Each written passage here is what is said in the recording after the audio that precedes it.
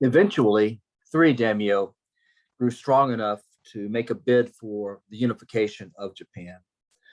The first was Oda Nobunaga, who experimented successfully with volley musket fire, and that in many ways was more advanced and sophisticated than contemporary European practice. He won quite a few battles that way.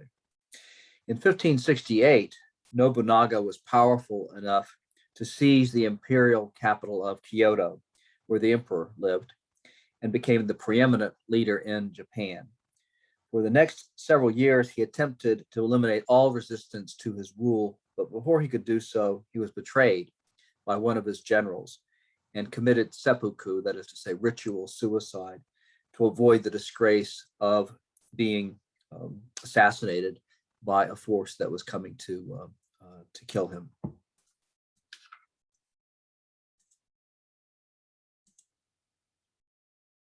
One of Nobunaga's retainers was Totoyomi Hideyoshi, and he took over where Nobunaga left off. And he was the first to succeed in unifying Japan.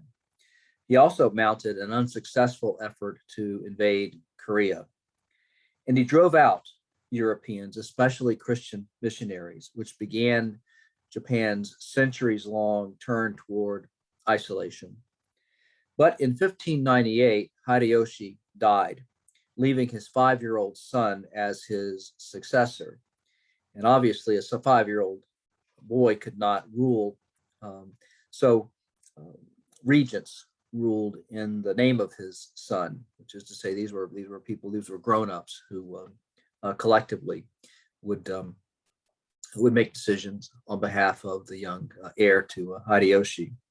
But this situation soon became unstable, which gave an opening to one of the regents, Tokugawa Ieyasu, who prevailed in a final civil war.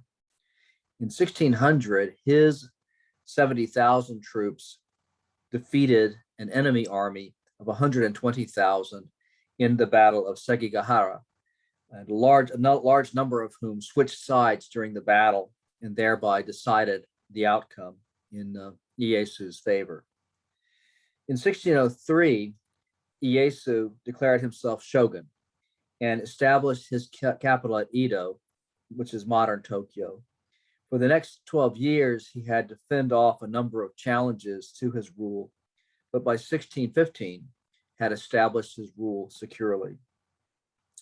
A saying well known in Japan is a shorthand way of portraying the three unifiers. It goes like this: Nobunaga pounds the national rice cake, Hideyoshi kneads it, and in the end, Ieyasu sits down and eats it.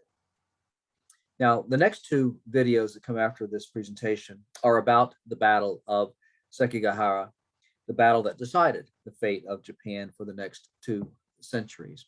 And I'd like you to, one of them is optional, but recommended, and the other one is required.